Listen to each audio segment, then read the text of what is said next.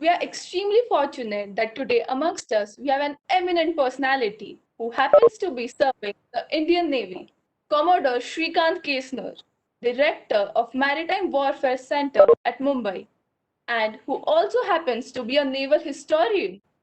He has given so much to the nation. I'll try to scratch the surfaces with what he has achieved in a short span of time. He was born in Bijapur. He had joined the prestigious National Defense Academy, Khadakwasla near Pune, as a 16-year-old, standing 25th in All India merit for the same. 4 years later, after intensive training and graduation in science, he began his career in the Indian Navy's executive branch in 1986. Some years later, he specialized in naval communications and electronic warfare. In his service in the Navy for over 3 decades, he has spent long time at sea and held numerous operations and ship appointments. The most prestigious of these were being the captain of INS Vidyagiri, an anti-submarine from 24 to 2006 frigate, and of the Navy's biggest amphibious ship, the INS Jalashwa, from 2013 to 2014.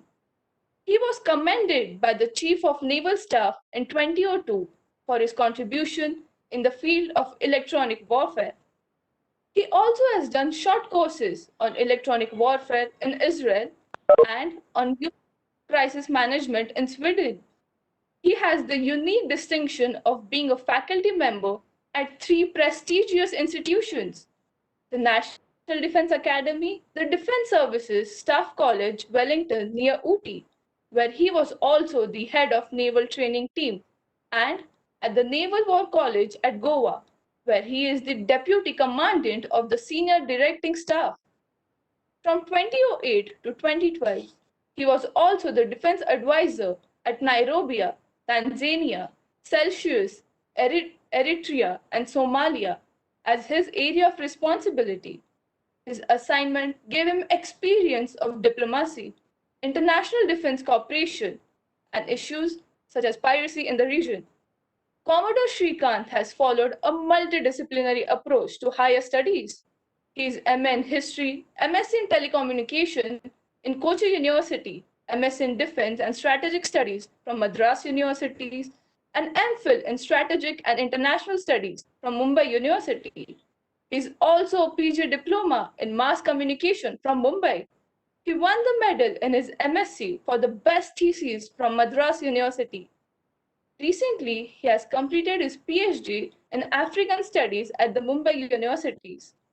He is also a member of the Institute of Electronics and Telecommunication Engineers, the National Maritime Foundation, as well as the Maritime History Society, in whose activities he is involved as a volunteer.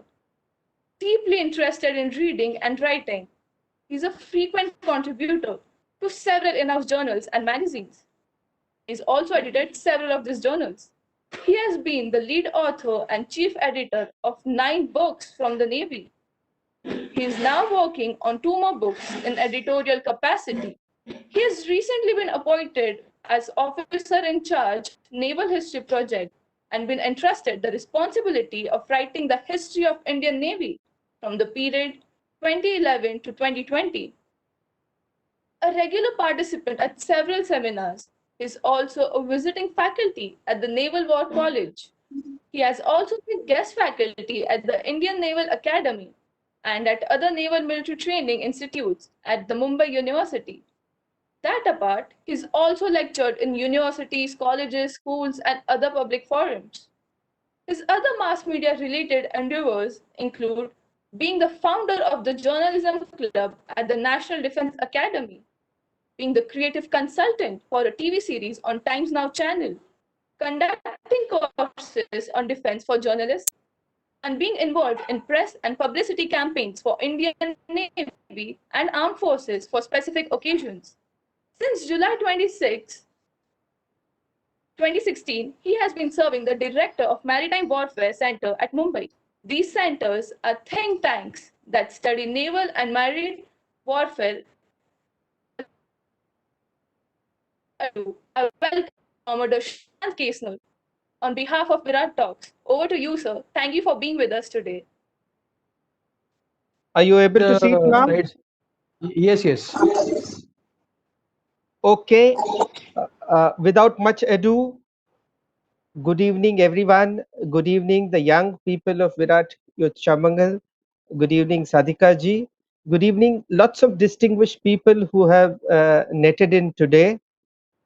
And it is just my honor and privilege to have so many of you here for this evening. It's a Saturday evening, and I'm aware of your precious time being used for this.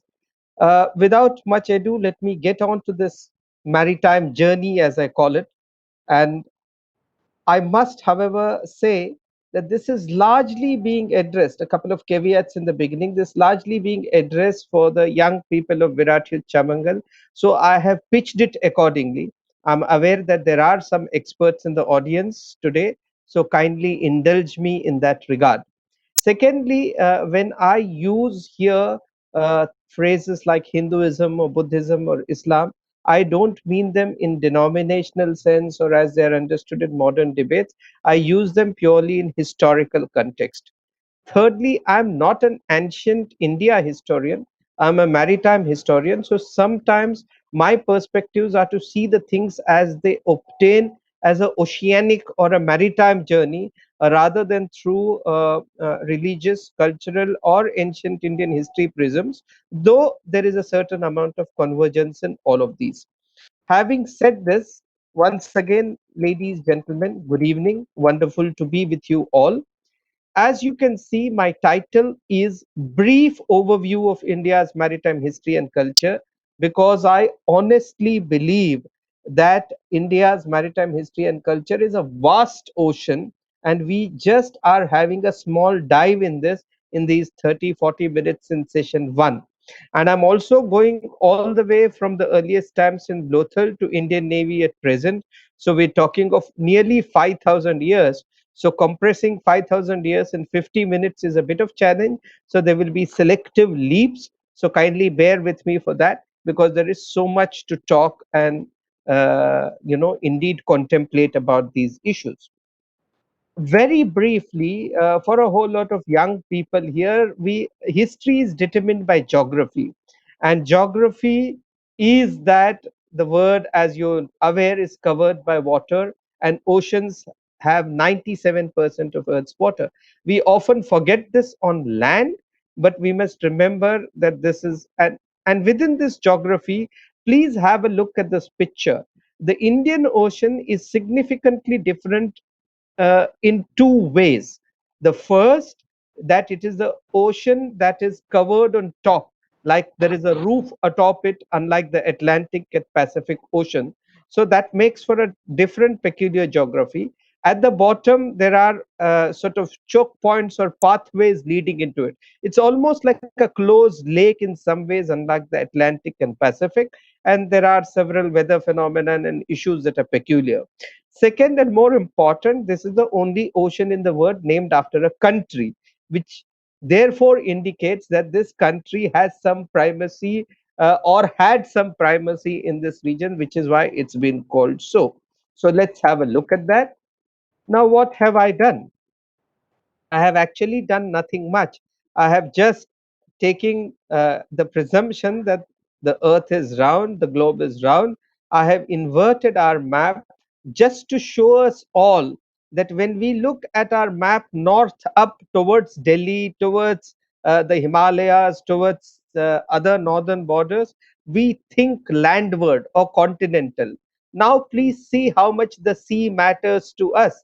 We are surrounded by sea all over, and India, of course, figures prominently into this Indian Ocean. But this is just to give you an idea of how the Indian Ocean is vis-a-vis India.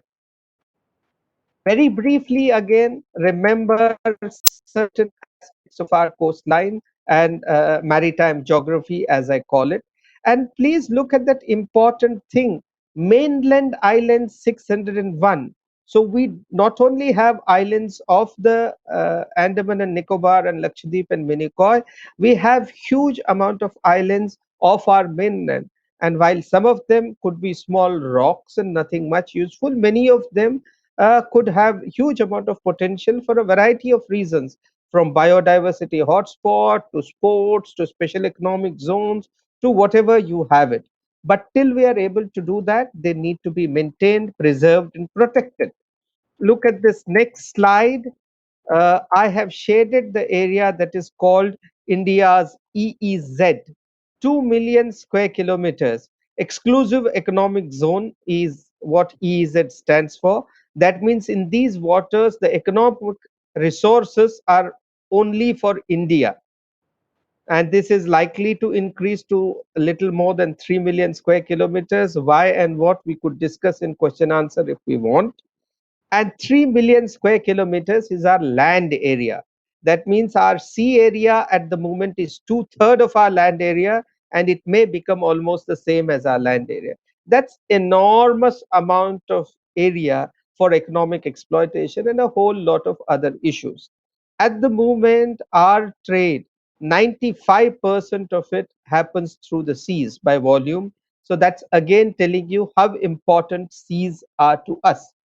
Now, having given you this very, very brief geographic sort of framework, let us dive into India's maritime heritage and history. Now, this goes back, ladies and gentlemen, to about at least 4,500 years ago, if you go by the current date issues regarding the Harappan. Now, the Indus Valley civilization is called differently. Some call it the Harappan civilization, some call it the Sindhu Saraswati civilization, or whatever you could choose to call it. The first tidal dock was there 2500 years 2500 BC. That means about 4,500 years ago. Now that is phenomenal time that we have been seafarers. There's also mentioned in our ancient text the Rig Veda. Now you are aware that the Vedic period is almost 1,000 years after the Harappan period. Now the Vedas, there are references to sea, and I have taken some, and I'll be mentioning some later. So essentially, we have had a glorious maritime heritage with centrality in what is called the Indo-Pacific area right till the 13th or the 14th century. And then the sea came to be neglected in the later part.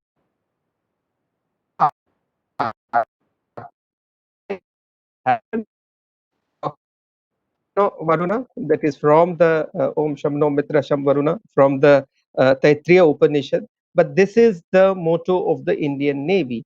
May the ocean gods be auspicious to us, and this is recorded. So there have been references to seas and oceans in our ancient texts. Look at this Vishnu Purana, and now it is dated about the 4th century Common Era. Uttaram yat samudrasya himadrasya dakshinam. The country that lies north of the ocean and south of Himalaya is called Bharata. So, you can at least say that in ancient imagination, the seas figured prominently, and it was there in several texts and literature, and various references are there for that. Now, recently, there have been DNA studies about 5 or 6 years ago, when I said from Max Planck Institute of Germany. Now, they brought in, as per DNA, certain DNA strands in Australia. And that's very interesting because the earlier presumption was that most of the sailing was coast to coast, but you can't go to Australia coast to coast. So, there is probably presumptions that there were direct oceanic routes in boats. Now, that is still to be completely confirmed, but I have brought it for you, for some of you who are curious, to explore this aspect further. Look at this image of Varuna. He is there on an alligator or a crocodile, which talks of again a very oceanic image of him. The Atharva Ved makes mention about boats being spacious and comfortable. Now, what I'm doing, if you noticed, I'm bringing one aspect that is history and another aspect that different people can call it whatever myth, legend, itihasa. That is not important to me as a maritime historian. I'm not getting into discussions on whether they actually were there or not there.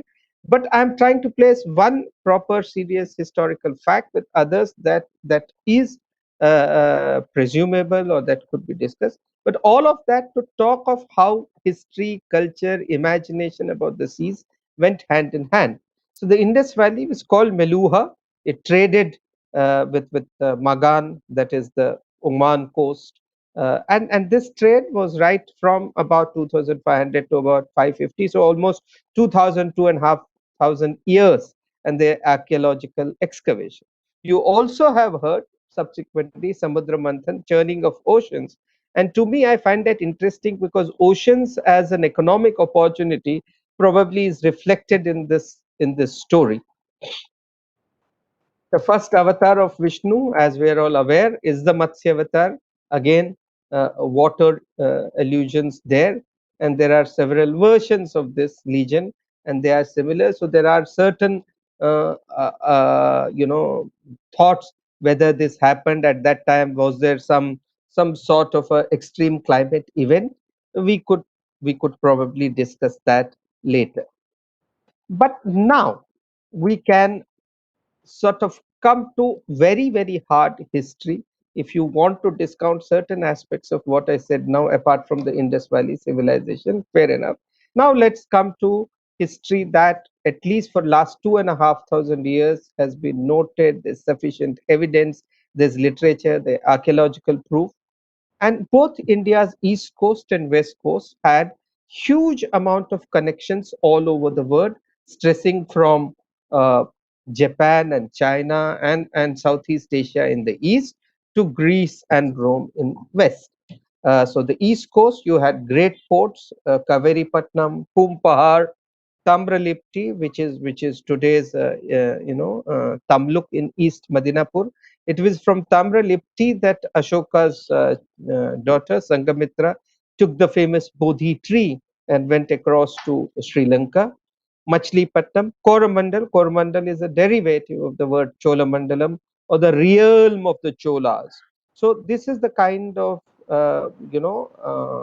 sway that our ancestors held over the seas. West Coast, similar ports of antiquity, Cambe, Bharuch, what used to be called Barugaza, Kozhikode, Mandagora of Konkan coast, close by near Murud Janjira, Muziris near Kochi. So places like Kozhikode, that is Calicut today, and Cambay, where they were prominent trading ports. You could liken them in some way to what Frankfurt and Heathrow is to modern air traffic these days. And Tamilakam, again, referred not just to modern Tamil Nadu, but probably peninsular India. So from about 2nd century before Common Era till about 14th century, we've had empires on east coast of India and trading from the west coast. That has been our maritime journey of the earlier part. So we had from the West commerce, cuisine, architecture, culture, huge amount of it. I mean, links to Greece and Rome were so much that we almost emptied Rome out of gold and silver coins. They bemoaned the loss of their bullion to India because they had to pay for everything that was being traded with India. So today, when we talk of things like a favorable balance of trade, I would like to argue that India had an excellent favorable balance of trade with many of the countries at that time. There is a document called the Periplus of Erythraean Sea.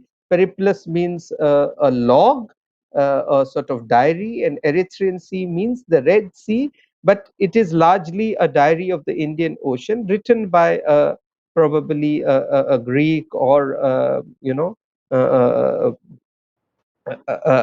Arab person, mostly a Greek person, which talks about how uh, Indian ports, and there are almost 20 ports listed in the Periplus from India alone, from India's west coast. So Indian ports occupy almost 50% of this book.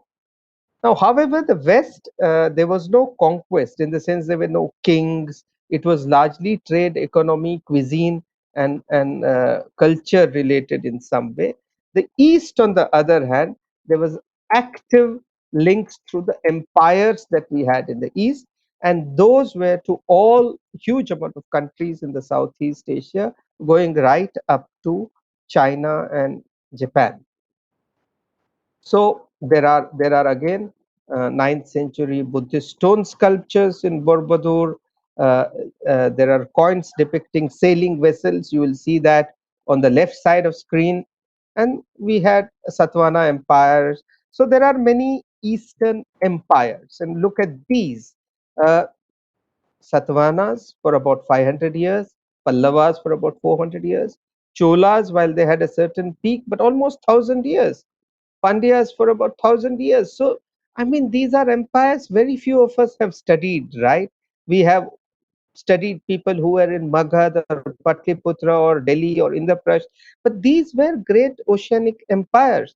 Kalingas, Kakatiyas. Kalinga, in fact, Bay of Bengal used to be called the Kaling Dweep, and even today lots of Indians in Philippines, for example, where we went, are called klings after Kalingas.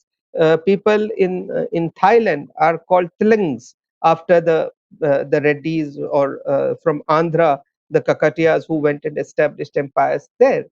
And this man on the right side of the screen, Rajendra Chola, remarkable person, perhaps a great sea emperor. Now what did he do? Look at this. Between about 985 AD to about 1044, for almost 50, 60 years, Rajaraj Chola and Rajendra Chola established this Chola empire, which went all the way across to what is Malaya today. They defeated the Malaya king, the Srivijayas, subdued them. They conquered Sri Lanka. They, in fact, went west up to Malay. So you could call perhaps the Cholas as some sort of thalassocracy. Thalassocracy is oceanic empire. And this is what the Cholas did. So they were remarkable seafarers. And look, all of this could not have happened without some sort of a navy, without some sort of power projection and things like that.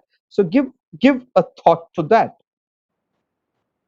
So, can you imagine what could be common to all these countries? Just give it a thought.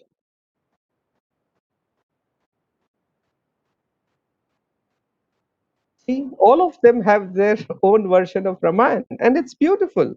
So, the fact that epic goes to other places, is interpreted, reinterpreted, and seen through their own prism of experiences, and yet retains a certain common core going back to the mother country, tells you about how much the spread of culture happened. Now, my important point is all of this spread through the seas. That is, it is not about temples and architecture. Of course, all of that is beautiful, and but it went through seas, because through seas all your people, whether it was admirals or soldiers or masons or priests or missionaries, all of them, there was no air travel that day, and people couldn't swim. So they went Abhishek, by. Hello. Yeah, so they went through the seas, and that is my big point. So which means we had huge amount of seafaring happening then.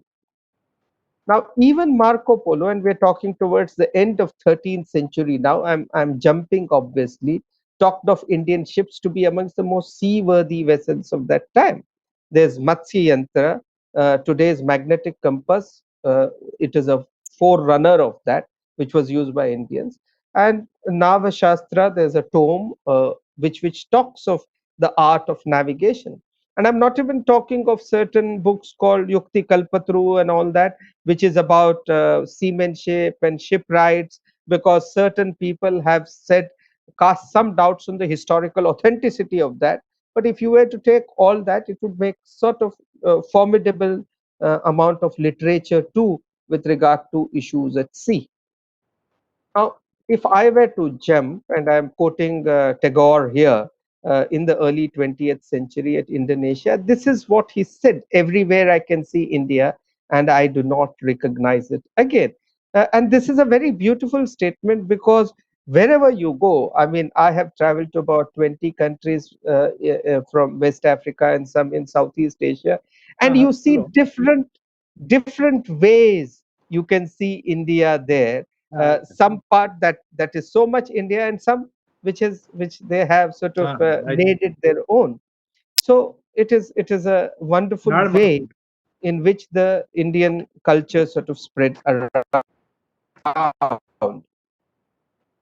Now this is Indonesia, the world's largest Islamic nation. Look at their motto for the Navy, for the Marines, for the Army, the Air Force, and the airline. The Navy is Jal Sweva Jayamahe. The Army, the Air Force, all phrases taken from Sanskrit. Line is Garuda, which was, as we are aware, Vishnu's Vahana. So this tells you the deep percolation of Indian culture, all of which had a maritime vector. And that is what I'm emphasizing again and again. All of this exchanges happened through the medium of sea. The sea was not merely a transporter of people and goods, it was also a place where ideas were exchanged and cultures influenced each other. This is Bangkok Airport, which has a huge installation of the Samudra Manthan. And look at what Bangkok Airport is called, Suvarnabhumi International Airport, because that is what Thailand used to be called. You know, many of these places, Suvarnadweep, Suvarnabhumi, Sukhattara for Sokotra in West. So many of these places were named after Sanskrit words. Look at this. This is the statue of Saraswati at the Indonesian Embassy lawns in Washington. And it shows Saraswati, the children are shown reading under that as a goddess of knowledge and wisdom.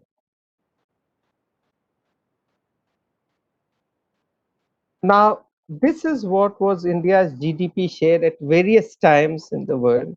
And I brought this out because I wish to argue that so long as India was a seafaring maritime nation, she was rich and prosperous. And the moment she started losing that, then her share in GDP went down. Of course, there were other factors like being colonized and lots of our wealth being drained. But just see, in the first millennium, we were little bit more than one third of the world's wealth, then went down to about 20, about one fourth till the 1700s, and then of course from the colonial period, and we are now somewhere getting back slowly. So I would like to argue that the lessons of history is that maritime strength and national prosperity is linked, and we had in the Indian Ocean peace and good order, which is essentially required for commerce. If you don't have, I mean, the same thing happens on land, right? If unless you have security and peace in a city, transact business. If you have a fantastic mall, but in an insecure area, no one will go there. The same thing happened at Oceans over the years. There was peace and good order, much of it with India as the center, and this system benefited everyone. It was an informal rule-based order. And the arrival of Europeans altered that balance. This is Mr. Vasco da Gama at the court of Samudri Raja, or the Zamorin as it has been corrupted. Now, interestingly, Vasco da Gama came and stopped at a place after rounding the Cape. He stopped at a place called Malindi. I mean, he first stopped at Mombasa and then he went to Malindi in Kenya, from where he was brought to India by a person called Ibn Majid. Many people call him an Arab navigator, some people call him a Gujarati navigator. That's besides the point. But the fact is, it's sort of utter nonsense to say that Vasco da Gama discovered India or even discovered the sea route to India. Sea route to India was also well known. All that Vasco da Gama did was he was the first European to come by sea to India. And of course, while there are much to praise, the Portuguese sense of adventure and sort of bravery, if you can call it, certainly we must not give undue credit to say he discovered India or he discovered the sea route to India. Now, Vasco da Gama wanted exclusive trade. Not only he wanted to trade, but he wanted that nobody else should trade with Calicut and Samudri Raja, which was completely unacceptable. So you can see, if some of you see certain similarities with the global situation today. So, ladies and gentlemen, as I was mentioning, when Vasco da Gama landed at the court of Zamorin in May 1498, he wanted trading rights, which was fine with the Samudri Raja or the Zamorin, but he wanted exclusive trading rights, which was at that time unknown in this part of the world. Today, you see many of these strands of history repeating itself again when you see countries wanting certain exclusivity. But that is what the Portuguese wanted then. And when he was told that no, that's not going to be possible, he had one thing that the Indians at that time didn't have, and which was guns. Now, please remember that gunpowder was invented in the Orient, in China probably. But the fact that we had not sort of used that in terms of developing weapons and ammunition, whereas the Europeans, for various reasons, had gone ahead, meant that they got an additional power surplus, and Vasco da Gama was able to use it. And that, in a way, I'm jumping history now, but that, in a way, started the colonial wave. Now they had very funny concepts of open seas and closed seas, and they also signed a treaty of Tordesillas. I would not want to sort of keep you engaged with that. You could look up that. But an interesting thing that they had a document called the Kartas, which was a sort of license and a permission that they issued for people to use the seas. So can you imagine the seas that were open to everyone? Now suddenly the Portuguese said, if you have to sail on these ships, you need our permission. So Akbar the Great, our emperor on land, unfortunately he had to, for his Hajj ships, he had to take permission from the Portuguese.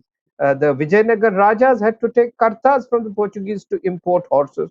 So all our great Indian kings, much as they were great on land, were losing control over the seas. And European monopoly traders destroyed the free trade, and their navies controlled the seas and provided them muscle, which is why we often say that those who rule the waves wave the rules. Now, I'm not for a moment suggesting that India should be waiving the rules. We are a norm abiding nation, but we need to be ruling the waves to prevent those who intend to do so from doing so. There is a saying again in the Navy that remember, there will always be a Navy by your coast. If it is not yours, it will be somebody else's. Therefore, these are the things we should keep in mind. These are lessons that come to us starkly from history. Now, notwithstanding that, ladies and gentlemen, during these sort of dark periods of colonialism, when we started becoming sea blind and turned our backs on seas, there were still some great people, great rays of hope, riverine navigation, commerce, all of that still flourished. And I must mark out three or four entities who were remarkable. The first of these is Rani Abbakka, the great admiral queen of Port Ulal, a small town in South Karnataka. Now, not many people know of this great lady who, in the 16th century, from about 1555 to 1570, fought the Portuguese. She fought and defeated them in every battle. And she ambushed them. She killed their generals and admirals. She was an absolute rock star queen, a giant queen who ruled very ably. She had Hindus, Muslims, giants, people from all communities in her court. Was supposed to be a very benevolent queen, but a great warrior.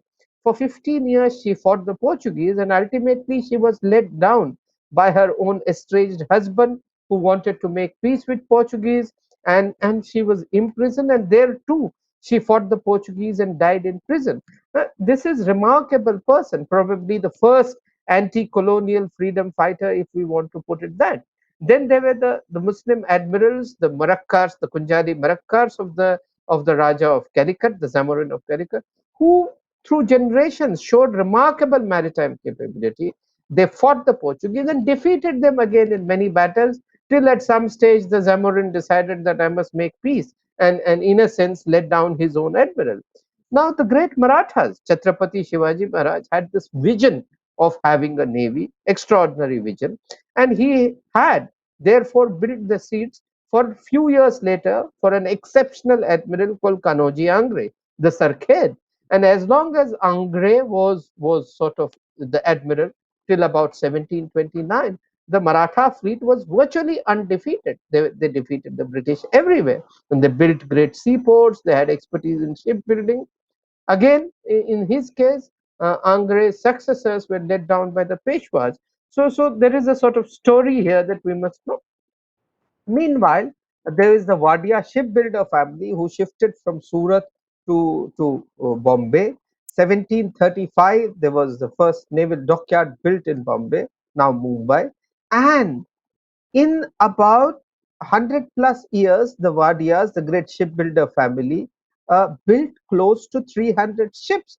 That's a fantastic average of about 2.5 to 3 ships per year. So long as, and these ships acquitted themselves very well in various battles that the colonials fought at that time. In fact, it was up until the coming of age of sort of steam and iron and steel replacing wood, and then the opening of Suez Canal, a whole lot of other things that finally impacted on the shipbuilding ability of the warriors. And the proof of that is that the second oldest ship in the world, HMS Trincomalee, is still berthed, and it is a national museum in the United Kingdom. So, to a large degree, for those 400 or 500 years, even up to World War One and Two, our maritime personnel, our naval personnel, marine forces gave excellent account of themselves, showing our seafaring DNA and tradition was still alive despite all these setbacks. But we must remember that the maritime dynamics sort of had altered permanently. And these are lessons. One of the foremost is that you need a strong navy for a strong economy. The British and US experiences of recent years also point in the same direction. So I often argue that it is not a question of guns or butter as frequently made out. It's not even a question of guns and butter, but actually that you need guns for butter, that there is a virtuous circle between maritime security and economic prosperity, and the two reinforce each other in a sort of geometrical progression. Now, that is why I mentioning certain seminal events, some important battles. I will not sort of detain you with all of these, but I think you must remember 1509 Battle of Diu. Many people in India think of 1526 Panipat as a very important date, and perhaps it is. But we mariners, maritime historians think of 1509. That is when a coalition of the Gujaratis, the Indian seafarers, Mamluk Turks, the Egyptians were all arrayed against the Portuguese. And while the battle itself was a stalemate, because the Egyptians and others went away in a huff, the Portuguese ultimately came to lord over the seas. And that is when the control of Indian seas, in sense, fell to the colonials. So we regard this as a more important event in history. And similarly, 1756, when Suvarnadurg fort fell, that was the end, so to say, of the Maratha maritime power in one sense. Of course, the Siddhis capitulated a couple of years after that. But Suvarnadurg was interesting because here the Peshwas, went against their own navy, the Angres. And importantly, Admiral Watson, who led the British colonial forces, was accompanied by a gentleman called Major Clive. Now, this same Clive, who is seeing how Indians sort of are disunited, used that lesson importantly 1 year later when he became the Clive of Plassey or Palashi, as we say. So, Palashi had its sort of origins, perhaps in Suvarnadurg a year earlier. And these are the sort of things we must remember. We remember the Battle of Panipat, but we don't remember Suvarnadurg. And this is what I wanted to bring down. So broadly in India, Abbakka was led down by her husband, Marakkars by the Zamorin, Angres by Peshwa. So this is a sort of very typical Indian tale, and this is something we must keep in mind. Now, with that sort of backdrop or a overview, a quick overview of India's maritime past, let me give you some bit about the Indian Navy and what all it has done in 70 years.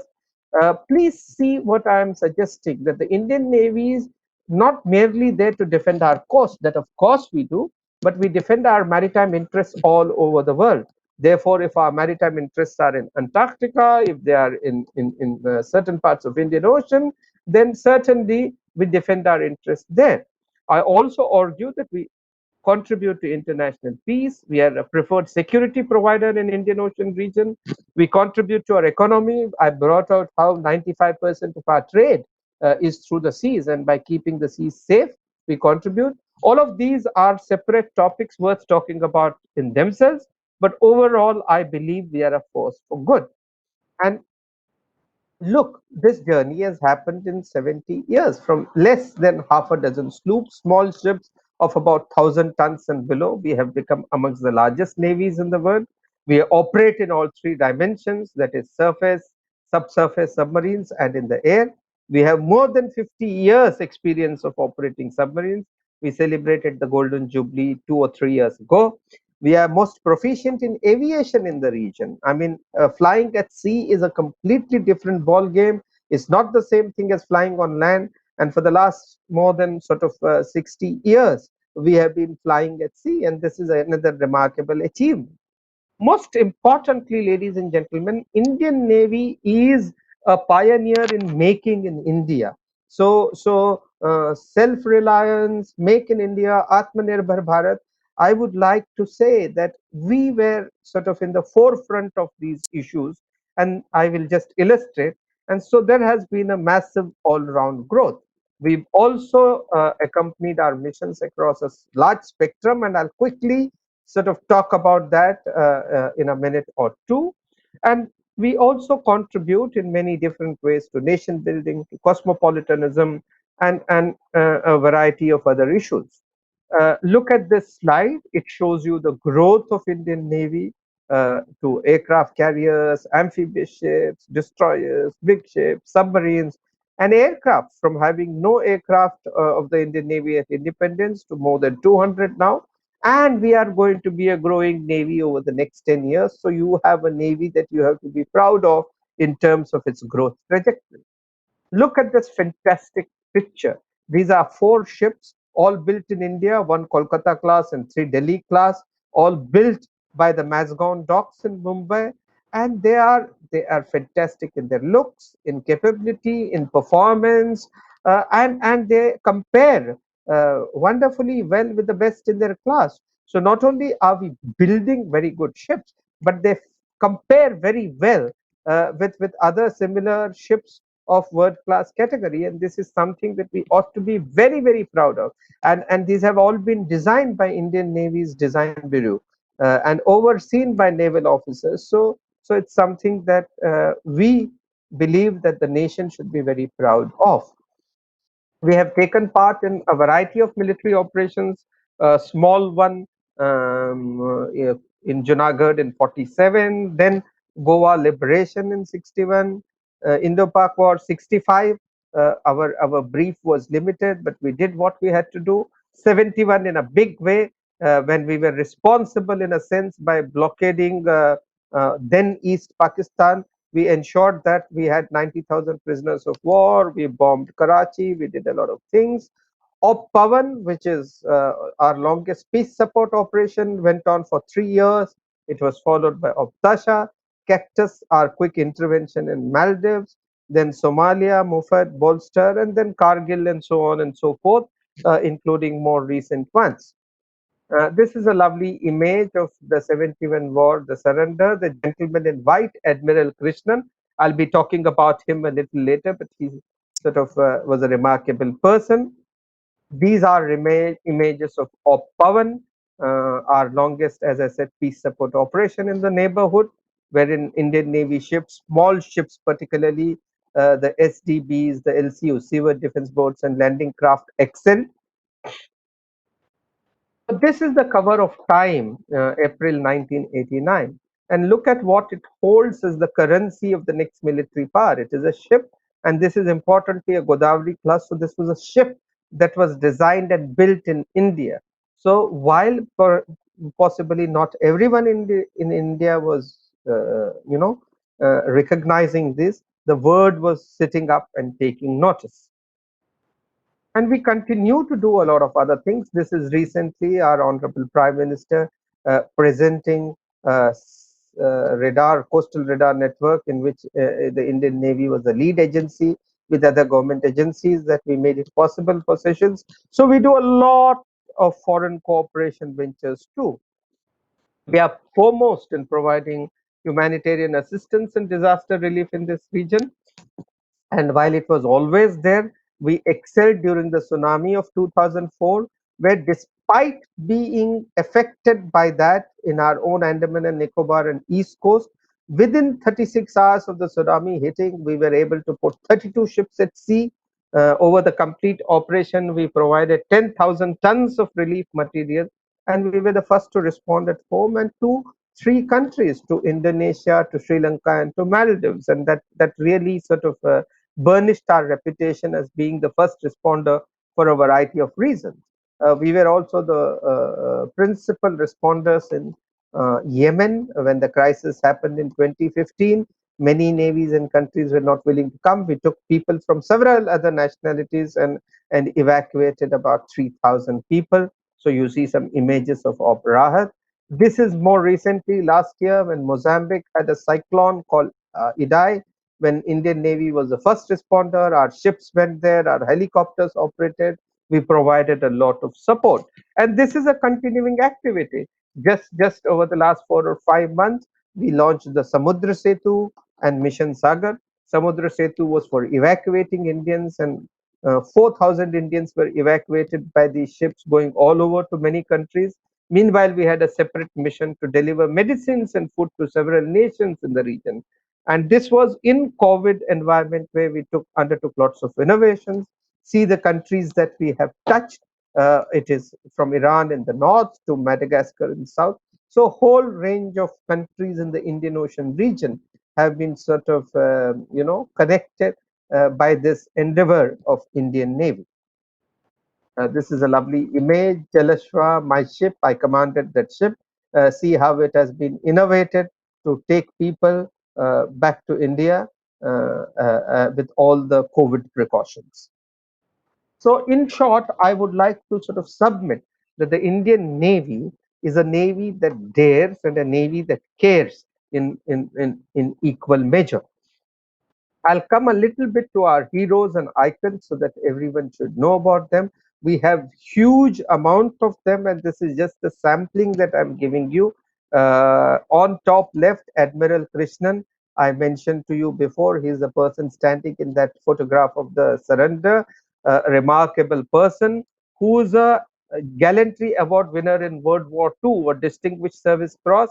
He was involved in a gun duel with an Iranian captain and he shot him. And he was also involved in 1961 in the Diu liberation operation as the captain of INS Delhi, where his ship went and bombarded the Diu fort and caused the early surrender. And he was the man in 71 who was sitting in charge in Vishakhapatnam, who lured Ghazi to its doom, who ensured that East Pakistan was blockaded. I mean, a few weeks back, I wrote an article on him, calling him one of Indian Navy's finest combat leaders. The one next to him, top center, Captain Mahendranath Malla, a remarkable naval hero who went down with his ship Kukri, setting the highest traditions of leadership, of example, and it's a very poignant story. We remember him with the highest reverence.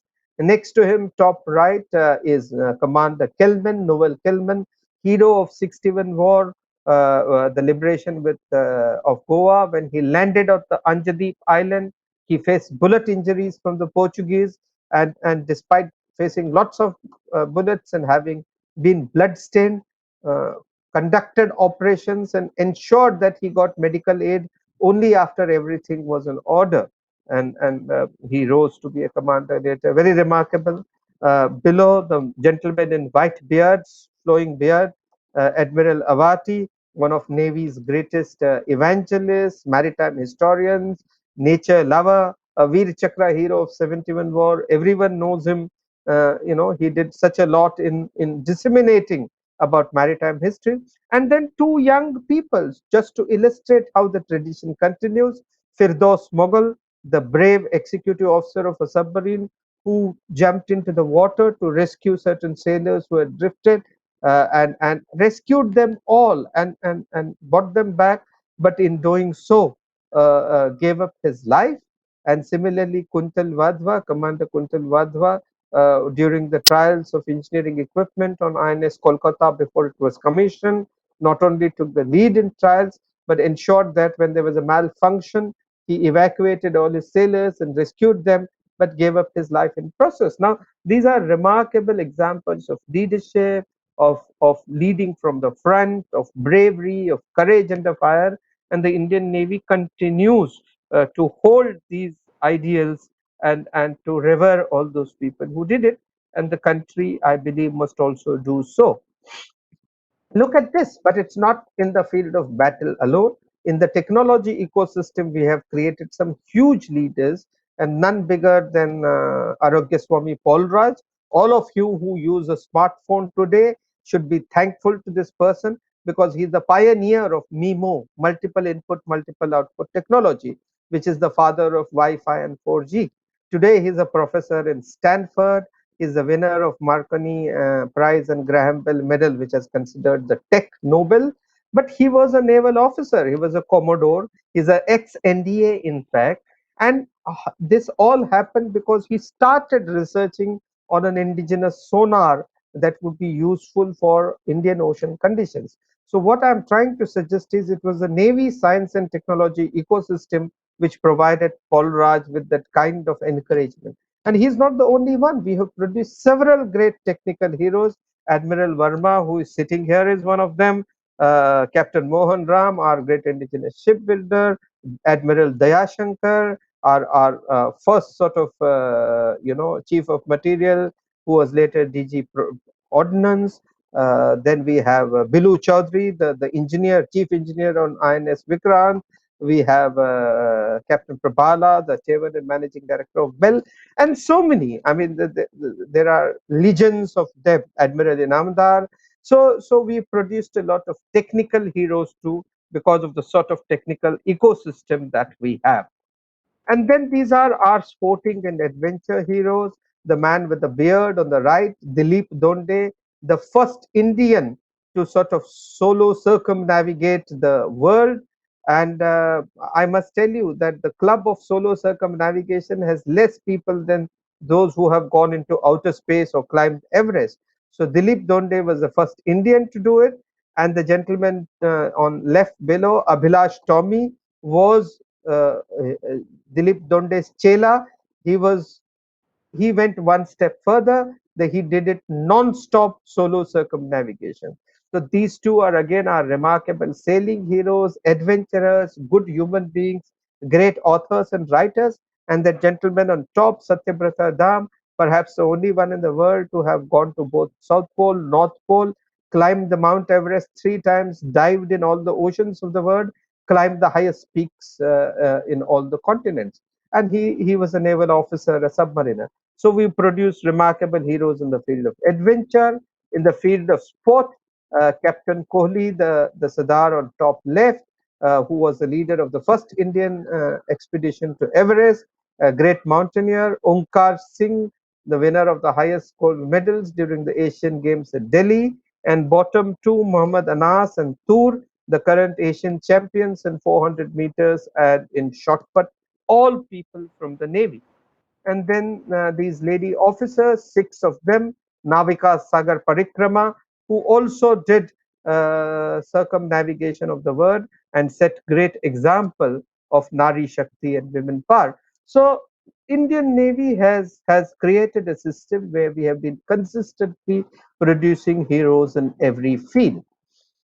Therefore, and I'm just sort of wrapping this up at this point quickly, to say that long back, a French person called Antoine Saint-Exupéry said this, that to build a ship, you don't need men to go to the forest to gather wood.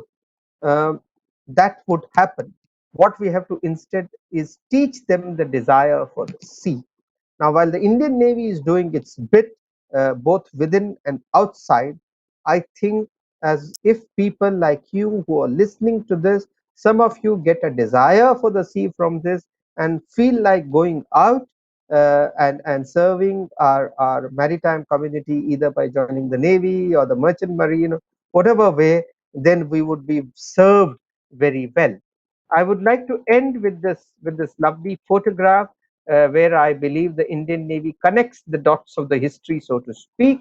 This is Admiral Lamba, our previous Navy chief, presenting a chart. Chart is a surveyed map of the port of Tanga. Tanga is a port in Tanzania, to the Prime Minister of Tanzania. This happened on 28th of July, 2017. Now, when we give a chart done by our own hydrography ship, a survey ship, we are showcasing our scientific prowess and merit. And in hydrography, we are world leaders, we are pioneers. We have done some wonderful work mapping not just the Indian coast, but helping other countries in their own mapping or charting endeavors. Now, Tanga is important because it was the scene of a sort of a disastrous World War I battle, where I think more than 1,500 or so Indian soldiers died in an amphibious raid conducted by the British against the Germans, because Tanzania was with Germany then and Tanga was controlled by Germans. Now, in that disastrous campaign, people lost because of bad leadership by senior British people from the Royal Navy, but Indians died. So, 100 plus years later, when we showcase our own excellence in hydrography in our Navy and we present a chart of that, we are not only showing a new model of cooperation with countries in the region, we are also showing our new sovereign capabilities. And the Navy chief chose an excellent day, 28th July, which many of you are aware is the start day of World War I. So by choosing that and by remembering a World War I disaster and putting it behind, I would argue that the Navy chief put a closure to that aspect of history and showcase a new India and a new Indian Navy. Thank you, ladies and gentlemen. I'd like to stop at this point, and I'd be happy to take on any questions or anything that you might want in interaction. Thank you once again. Thank you so much, sir. It was a really great session. I enjoyed a lot, and it was great to know all about Navy and the things you told about us. We have normally heard about Rani of Jhansi. It was great to know about the Jain Rani Abaka and Kunjali Markar and all of these names that we have normally not heard in our history classes. This was a really great experience, and after this, I feel more proud about being an Indian and connect. I would like to thank you for giving us such a great experience connecting all the myths with it. And I would also like to thank Vice Admiral DSP Verma, sir, for connecting us with you. So, if you don't mind, sir, we'll proceed with the questions, sir. Sure, sure. Please shoot. Okay, sir. So the first question is, we want to know how was your teenage years? How was your life as a teenager? So it's not about the presentation at all, but my journey. I look, in a sense, perhaps different from what many of you would be having. I joined the National Defense Academy at the age of 16. So it was 3 years of training in NDA and 1 year after that. So from 16 to 20, I was training in NDA and on board the Navy ships for a career in the Navy. And those were obviously, I mean, they're memorable days, wonderful days, but days in training are always hard and for various reasons. And then before that, I was in a Sainik school. So 6 years. So all my entire teens, like I like to keep saying, like many of my contemporaries who've joined from Sainik schools, that I've spent about 44 years in uniform now. I'm 54. So from the age of 10, I have been in a Sainik school or in some sort of regimented existence. So in many ways, different from normal teenagers, greater stress on discipline, rigor, punctuality, routine, and things like that, which teaches you lots of life's lessons, but also fun and memorable in their own way. But perhaps much different from what majority of teenagers might have in terms of the fun quotient, at least. Yes, sir, definitely, sir.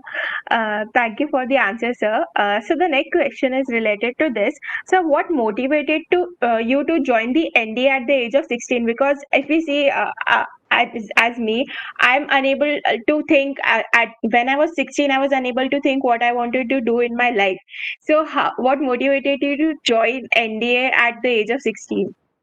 Look, I mean, I'll put it this way that in the Sainik school that we were, there was a natural tendency for people to join the armed forces. It was considered a very good career, uh, and we had lots of seniors who joined it. And Sainik schools, in some sense, are meant for that.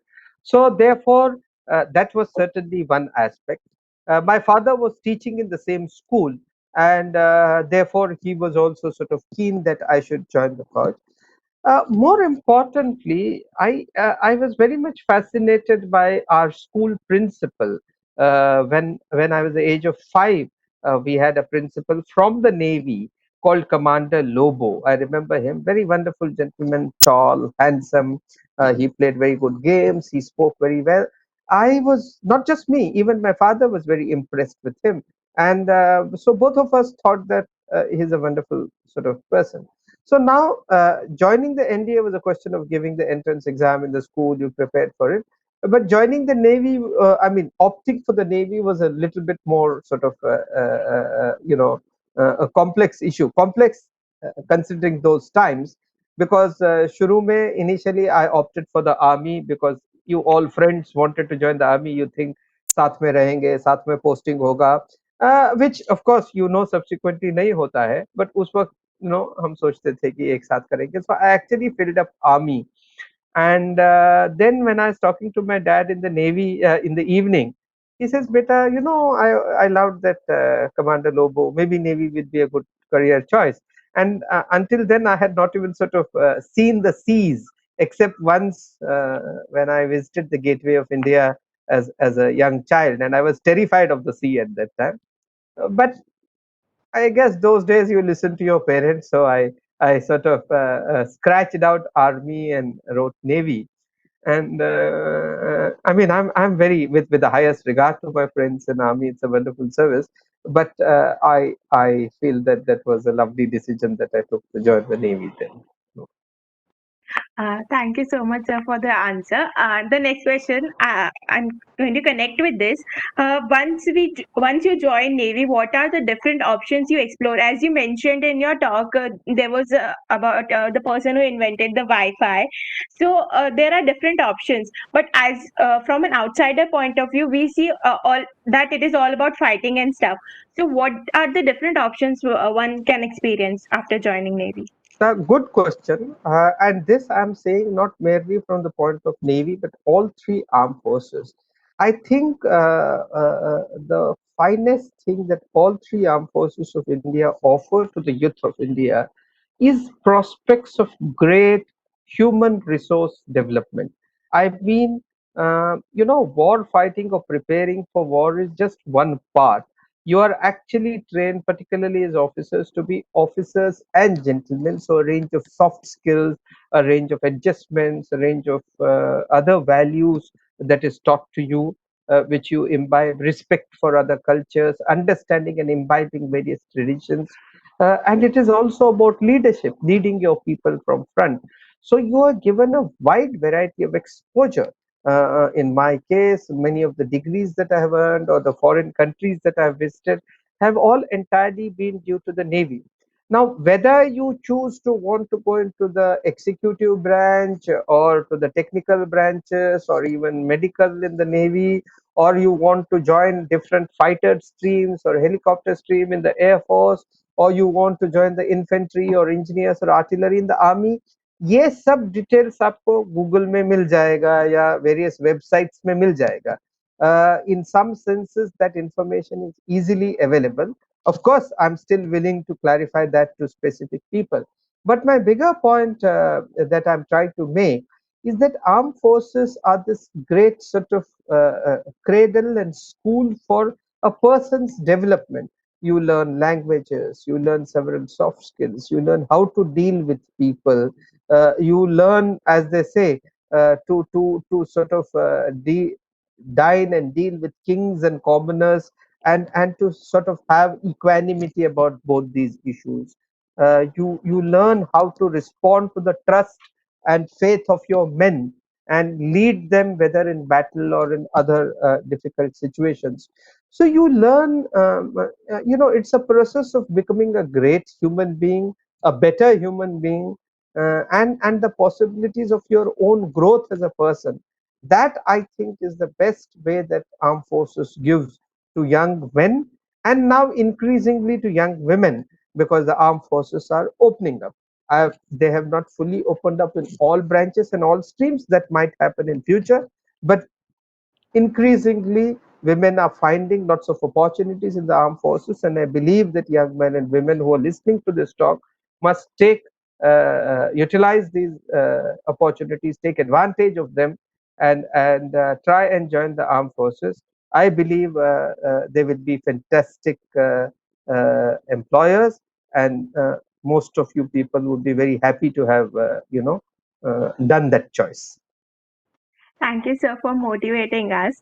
The next question is, you talked about that armed forces gives you a chance of personality development in human resource management. So similarly, when we read your bio, we saw that you have so many degrees, MScs, MPhil, and PhDs. So what motivated you to do so many degrees? Normally nowadays, if we see as youngsters, we take degrees for collection. So what motivated you to do these many degrees, sir? Interesting question. In one way, of course, I belong to a family of teachers. My mother and father both were teachers. So to a certain extent, that quest for knowledge was there from that. Now, some of these degrees are courtesy of having done courses in the Navy, and then you appear for those exam, viva, do a dissertation or a thesis. And I have always been drawn towards what might be called pursuing different streams of knowledge, whether in sciences or social sciences. But having said that, and because of the question that you put, I don't think we must be in the race to accumulate degrees.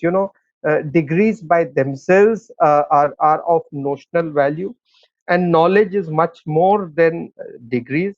And one of the things that you learn in the armed forces and elsewhere is that informal knowledge that comes from your people, that comes from your men and sailors. They might not be having degrees, is enormous. And I will tell that to you in a very, very interesting way.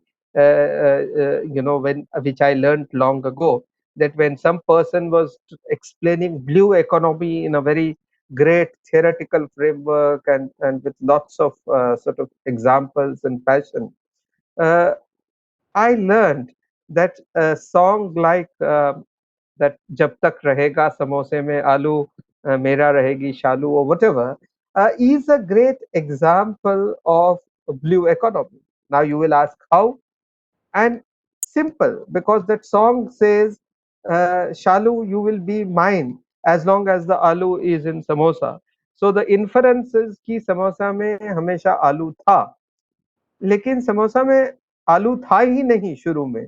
Samosa came in the maritime word from Arabia, or from the West Asian region.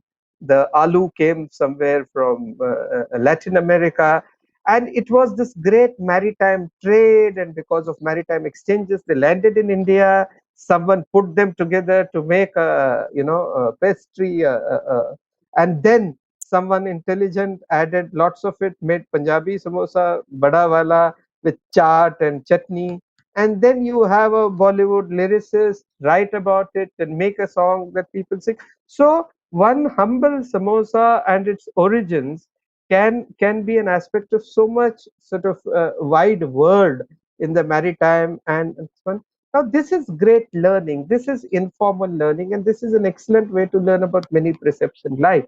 The reason I gave this here is because the man who told this to me was not any great degree holder or something like that.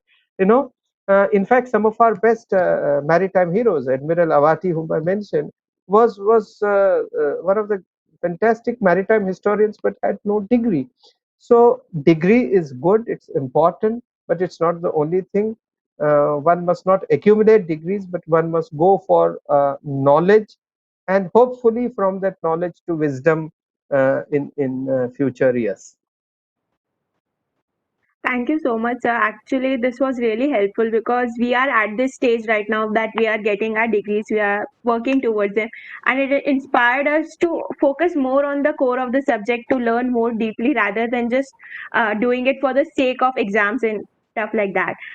Sir, if now can we proceed to some rapid fire questions, sir? Yeah, we'll proceed too, but on the chat box, I saw a pop-up by Mr. Ratin Roy. He's one of our leading economists, and he mentioned about this tradition of crossing the line, about which I had written some days ago, and that takes me to the fact that armed forces, all of us have some excellent traditions or quaint traditions that we hold dear to, and the Navy has many, many more of them, and crossing the line is a function that young cadets have when we cross the equator the first time, and it's an important function because it's a sort of initiation into the life of a seafarer. So I had written about this, that 35 years ago, as 20-year-old kids, we experienced crossing the equator first time on our training ship.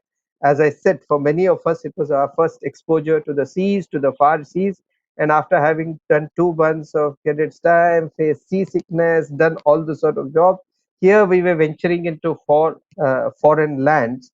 And that crossing the equator is a ceremony. Purane time mein you had to actually dunk in the water, but now they put you in a tank on the deck in which seawater is put, so that you sort of you have a dip in that, and you are subjected to some fun and games and pranks. That is a way, a rite of initiation to make you a seafarer. And it tells you how much the Indian Navy has traveled. Today, for us, equator is a backyard. Our ships routinely cross back and forth, uh, illustrating the legs, the long sea legs of our Navy. But these are important traditions, and there are lots of traditions, lots of contribution to the language.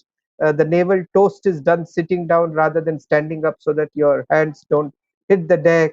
We have our salute in a half closed palm, or a closed palm rather than the open palm of Army and Air Force, because old tradition goes that your hands of a Navy person working on decks below tend to be dirty, so you must not show dirty hands. Saluting, gun salute, is so that you empty your guns and show I am friendly. I have nothing to hide. Come, it's a sign of friendliness. So these are all great traditions. I mean, contributions to the language. Many come from the maritime word, so to say. For example, catamaran derives from kattumaran, maritime word. Juggernaut is from Jagannath. So there are these great contributions through naval traditions or maritime word and culture into language, which we treasure, and I'm sure some people may be interested in. Thank you so much, sir. You are opening a whole new world of maritime history in front of us, and it's like growing up on us. We want to know more and more about it, sir. Thank you, Thank sir. you. Mm. Can we proceed to the rapid fire questions, sir? Certainly, certainly. I'm a little sort of afraid, but let's see how I handle it. Okay, sir. So the first question is something you would never regret. Joining the Indian Navy. No regrets at all. Second question, sir. Complete the sentence. Motivation for me is. The prospect that every day has new possibilities for growth and development. Thank you so much, sir. What are the three pet peeves of yours? The things you don't like.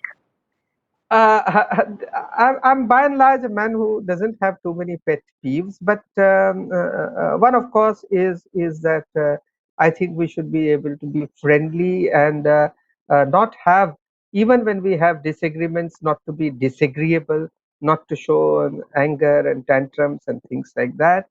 To be able to accommodate each other a little bit more. That's one possible pet peeve.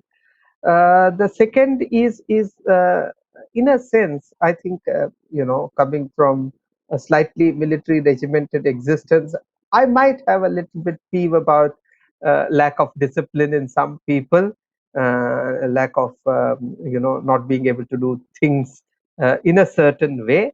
But I guess that's more of a failure and pet peeve, and generally perhaps not given to too much anger, so I don't like too much of shouting and things like that. But again, these are individual traits rather than peeves. Yes, sir. The next question is, what keeps a relationship strong? Uh, Spark, curiosity, respect, imagination, and excitement. So all of that, I guess, the prospect of keeping it always new and natural, that is the prospect that keeps it. So the next question is, who do you admire the most? Mahatma Gandhi, possibly. There are lots of people, Navy, family outside, but to me, in many ways, the greatest Indian, perhaps the greatest person in the world, personally, is Mahatma Gandhi. In recent years, I've been trying to sort of research and see. I done an article called "The Military and Mahatma" to see how Mahatma Gandhi's teachings can be made more applicable to our world.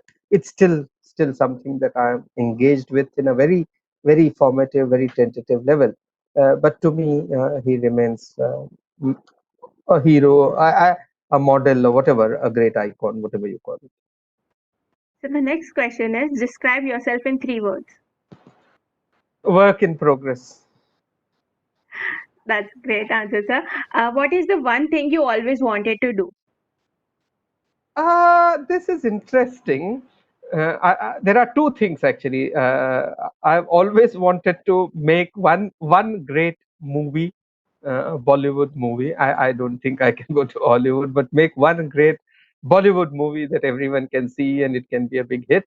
And I want to write one great book, possibly fiction, possibly history, whatever. I want to write one great book that becomes famous. I want to make one great movie. I don't know if I'll ever be able to achieve it, but these are the two things that I want to dearly do. Thank you so much, sir. Whenever you do that, please inform us. We'll be waiting for that. Thank you so much. So the next question is, what is the first thing you notice about someone when you meet them? I think openness, a sense of smile, enthusiasm to interact, a sort of, I wouldn't say friendliness, because some people may be a little bit sort of reserved and shy, and that's not bad. I don't think that everyone should be extremely gregarious or social, but I would think that a slight bit of curiosity, inquisitiveness, openness, and the desire to sort of, exchange notes or thoughts is what I would notice in a person. So the next question is, what is your favorite moment? Well, there are frankly so many, lots. Being commissioned as an officer in the Navy, marriage, of course, the birth of son, and seeing him for the first time and holding him in your arms very gingerly. All these, many, but in a very personal sense, and in recent years, it would be getting my PhD. Simply because my father always wanted me to be a PhD, and when I enrolled, he was alive, but he passed away next year. So it's I've dedicated it to him. It's a personal thing where I believe that I'd have been very happy if he was around, but I fulfilled his dream. So that's another favorite moment. So the next question is, describe the feeling of fatherhood. Wonderful.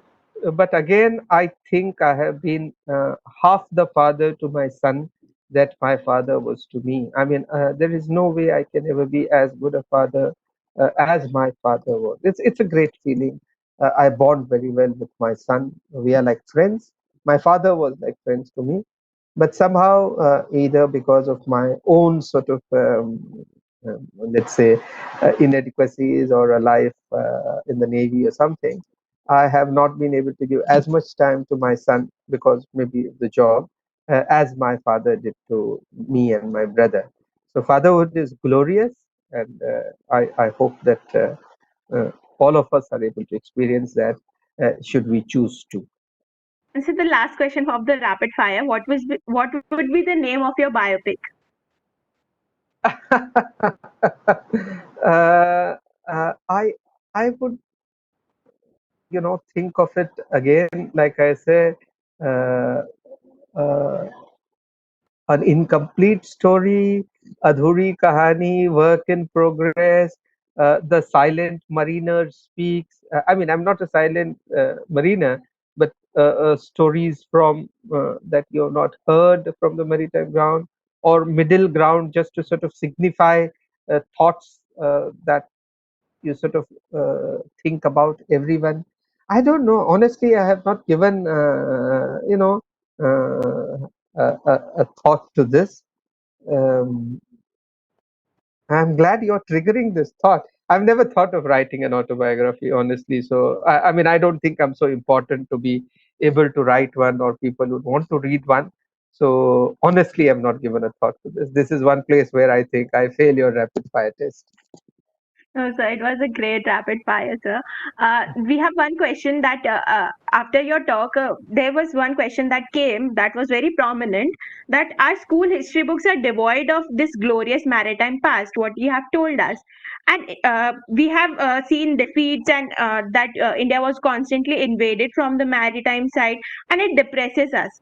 So, as a youth energy fleet, what should we do to spread it to one and all? How should we be aware of it? See, I mean, I respect that comment. It's not correct for me to get into whatever other history battles or points of views of history. All I'm trying to say is that India's maritime history has not been sort of known and studied by various people, because we in the Navy and other people in the maritime feel that there is something called sea blindness in India. Matlab, we are blind to the issues of sea. This could be due to various historical reasons. I don't want to get into it, but it is ultimately that led to our colonialism. So, how do we study? Look, there's actually enough information. There are books. It might not be a part of the formal syllabus, but there is sort of enough available if people are interested to know the maritime history. But I take the point made by the gentleman or the lady that perhaps formal education systems should also consider putting some of these things in the syllabus so that people come to learn. Having said that, the Navy is making lots of steps with something called the Maritime History Society, which conducts lots of talks and seminars, a Mumbai based organization, and the National Maritime Foundation in Delhi, which is for think tanks and academics to spread the maritime word. Of late, lots of universities and other organizations are getting into the maritime realm. There's lots of activity happening in the academic world. I understand that Mumbai University is shortly going to set up a center for maritime studies, or maritime excellence, center for maritime excellence, and there are several other organizations in the country that are doing so. So, in some senses, lots of very positive developments have been happening in the last couple of decades in this regard.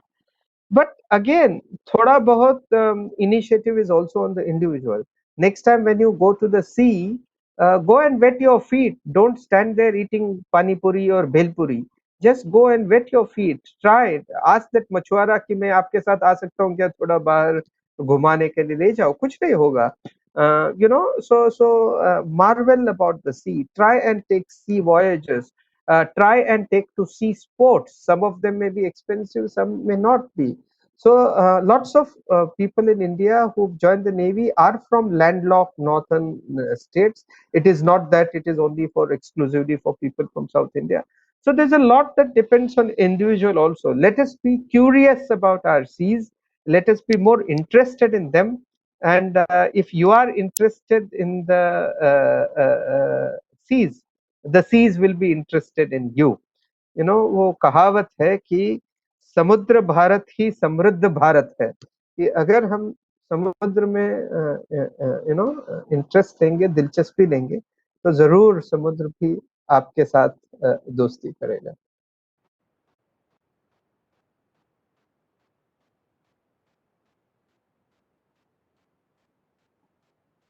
Yes, sir.